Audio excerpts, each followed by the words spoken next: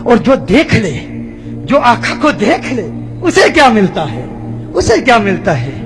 ایک یہودی نے آقا کو دیکھ لیا تھا، ایک یہودی بچے نے آقا کو دیکھ لیا تھا، اسے کیا ملا؟ آپ جاننا چاہتے ہو کیا ملا؟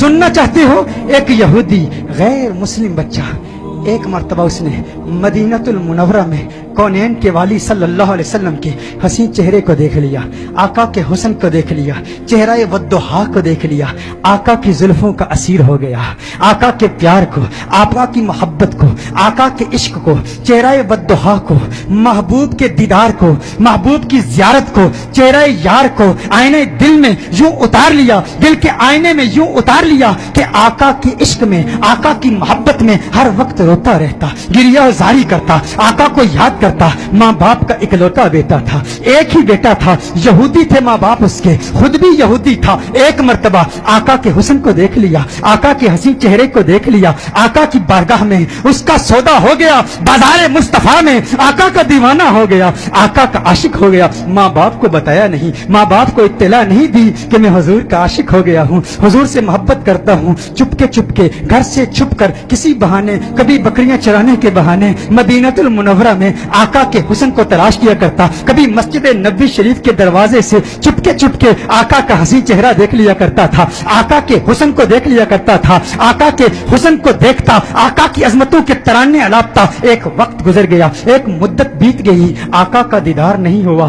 عشق مصطفیٰ کی تمنا میں، تمنائے دیدار مصطفیٰ صلی اللہ علیہ وسلم میں بیمار ہو گیا، بیمار عشق مصطفیٰ ہو گیا، اس قدر بیمار ہوا، ایسا بیمار ہو گیا کہ بستر علالت کو اپنا بچھونا بنا لیا، وہ بستر پر آ گیا۔ ماں باپ پریشان ہیں، حیران ہیں، اسے کیا ہوا، اچانک اسے کیا ہو گیا۔ بے شمار فزیشنز کو بلایا، اپنے وقت کے معالج حکیموں کو بلایا، اطباء کو بلایا، لیکن کسی کو پتہ نہ چلا اس کا مرض کیا ہے، اس کا مرض کیا ہے۔ کوئی ظاہری سمپٹمز نظر نہیں آ رہے، بیماری کی کوئی علامت نظر نہیں آ رہی، پریشان ہے، بیمار ہے، لیکن بیماری کو تلاش کر رہے ہیں، بیماری مل نہیں رہی، زخم نظر نہیں آ رہا، گویا زبان حال سے کہہ رہا ہے یہ زخم طیبہ ہے، یہ سب کو نہیں ملتا، کوشش نہ کرے کوئی اس زخم کو سینے کی۔ ماں باپ پریشان، رشتہ دار پریشان، عزیز و اقارب پریشان، اسے کیا ہو گیا، اسے کیا ہو گیا، اچانک کیسے بیمار ہو گیا۔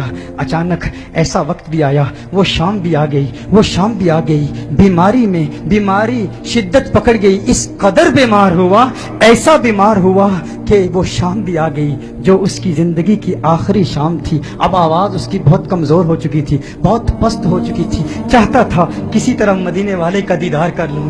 یہودی ہے، ابھی تک ایمان نہیں لایا، آقا کا دیدار کرنا چاہتا ہے۔ بڑی مشکل سے، بہت مشکل سے ہمت جمع کر کے آواز بلند کرتا ہے میرے والد محترم، ہے میرے والد محترم، میری ایک تمنا ہے، میری ایک آرزو ہے، میری ایک خواہش ہے، آپ پوری کر دیں گے نا؟ والد نے کہا ہے میرے لختے جگر، ہے میری آنکھوں کے تارے، تو میرے دل کا سہارا ہے، تو اس دنیا سے آج جا رہا ہے، تو آج اس دنیا سے جا رہا ہے۔ معالج، اطباء، ڈاکٹرز نے جواب دے دیا ہے تیرے بچنے کا کوئی امکان نہیں ہے، تیری خواہش کیسے پوری نہیں کروں گا؟ کہا میرے والد محترم، مرنے والے کی خواہش تو دشمن بھی پوری کرتے ہیں، آپ ناراض تو نہیں ہوں گے نا؟ کہا ناراض نہیں ہوتا، تو بتا کیا چاہتا ہے؟ کہا اپنا دل آمنہ کے لال کو دے چکا ہوں، میں محمد عربی کا عاشق ہو چکا ہوں، ان کے عشق میں گائل ہو چکا ہوں، میری ایک خواہش، میری ایک تمنا، میری ایک آرزو، ایک مرتبہ چہرہ والضحیٰ کو دیکھنا چاہتا ہوں، ایک مرتبہ آقا کی حسین زلفوں کو دیکھنا چاہتا ہوں۔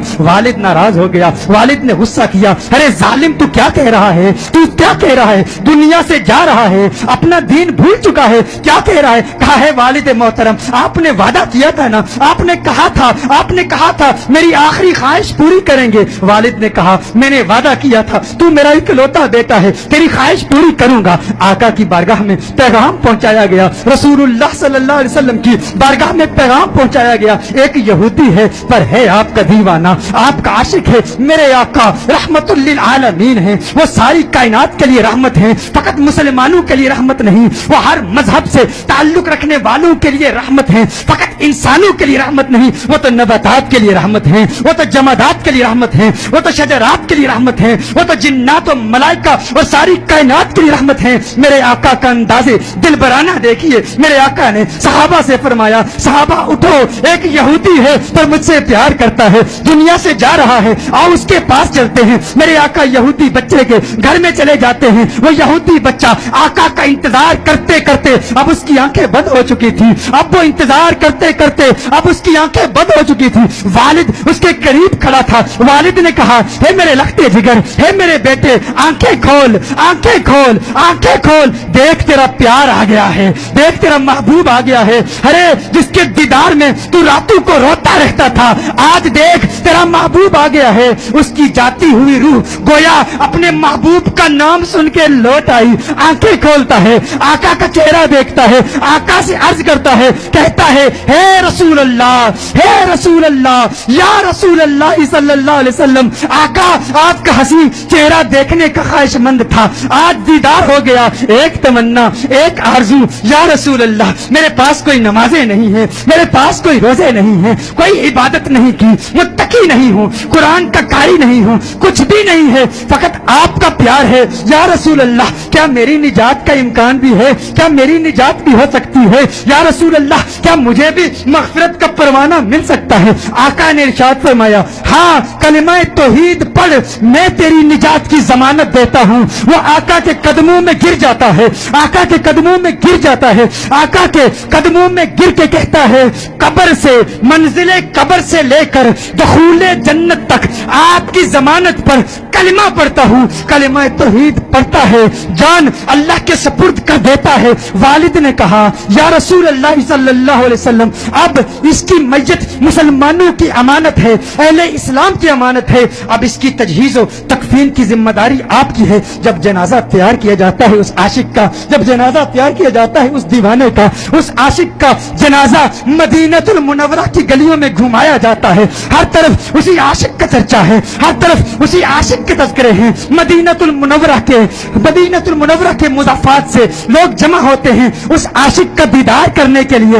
ارے سنا ہے کوئی یہودی تھا، کوئی یہودی تھا، حسن مصطفیٰ نے اسے صحابی بنا دیا ہے، اسے صحابی بنا دیا ہے. اس نے آقا کا دیدار کیا، آقا کا دیدار کیا. غور کیجئے گا، نماز نہیں پڑھی، عبادت نہیں کی، کچھ بھی نہیں کیا، روزہ نہیں رکھا، جہاد نہیں کیا. میرے غوث کے مجاہدات کو یاد کر لیجئے، میرے بابا کی محنتوں کو یاد کر لیجئے، خواجہ غریب نواز کی جد و جہد کو یاد کر لیجئے، خواجہ باقی باللہ کی محنتوں کو یاد کر لیجئے، امام اعظم ابو حنیفہ کی فقاہت کو یاد کیجئے، امام احمد بن حنبل کی جد و جہد کو یاد کیجئے، امام شافعی کی فقاہت کو یاد کیجئے.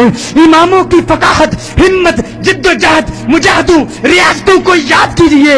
وہ سب اس یہودی کا مقابلہ نہیں کر سکتے جو پہلے یہودی تھا اب صحابی ہو گیا ہے. ایمان کی حالت میں آقا کا دیدار کیا. یہ غوث اعظم سے بھی بڑا ہے، یہ خواجہ غریب نواز سے بھی بڑا ہے. سب دیکھنے کے لیے آئے ہیں، دیدار کریں اس صحابی کا جس نے فقط ایک مرتبہ آقا کو دیکھا اور ایسے بلند و بالا اور فوق اعلیٰ مقام پر فائز ہو گیا. اچانک اس کے چہرے پر سے کفن اٹھایا جاتا ہے.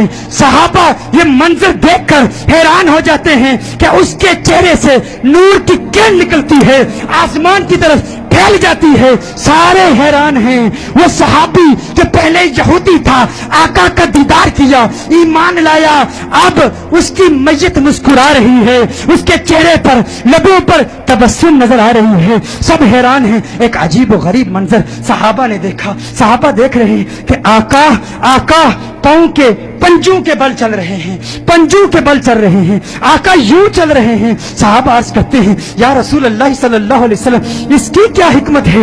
آقا نے ارشاد فرمایا، عالم بالا کے فرشتے میرے اس عاشق کو دیکھنے کے لیے اس تعداد میں آئے ہیں، اس کثرت سے آئے ہیں، زمین پر پاؤں رکھنے کی جگہ نہیں ہے، پنجوں کے بل چل رہا ہوں. میرے آقا صلی اللہ علیہ وسلم اس عاشق کو جنت البقیع میں لے جاتے ہیں، خود اپنے ہاتھوں سے اسے دفناتے ہیں، اپنے ہاتھوں سے اسے دفناتے ہیں. صحابہ منظر دیکھتے ہیں، حیران ہیں. آقا بہت دیر لگا دیتے ہیں. آقا جب اس کی قبر سے باہر آتے ہیں تو آقا کے ماتھے پر پسینہ ہے. صحابہ عرض کرتے ہیں، یا رسول اللہ صلی اللہ علیہ وسلم، آقا کیا ہوا؟ آقا کیا ہوا؟ اتنا وقت کیوں لگا؟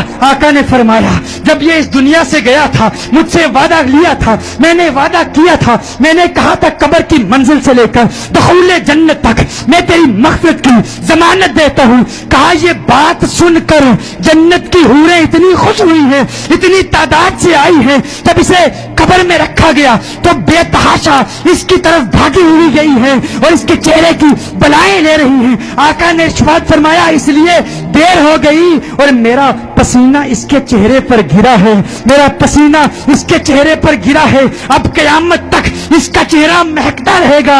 ارے سلام پیش کرتے ہیں, سلام پیش کرتے ہیں اس دیوانے کی بارگاہ میں جس نے آقا کو دیکھا, آقا کو دیکھا اور اسے یہ مقام ملا. گویا آج بھی وہ قبر میں کہہ رہا ہوگا یہ ناز یہ انداز ہمارے نہیں ہوتے, جولی میں اگر ٹکڑے تمہارے نہیں ہوتے, بے دام ہی بک جائیے بازار نبی میں, اس شان کے سودے میں خسارے نہیں ہوتے, ملتی نہ اگر بھیک حضور آپ کے در سے, اس ٹھاٹ سے منگتوں کے گزارے نہیں ہوتے, اس ٹھاٹ سے منگتوں کے گزارے نہیں ہوتے.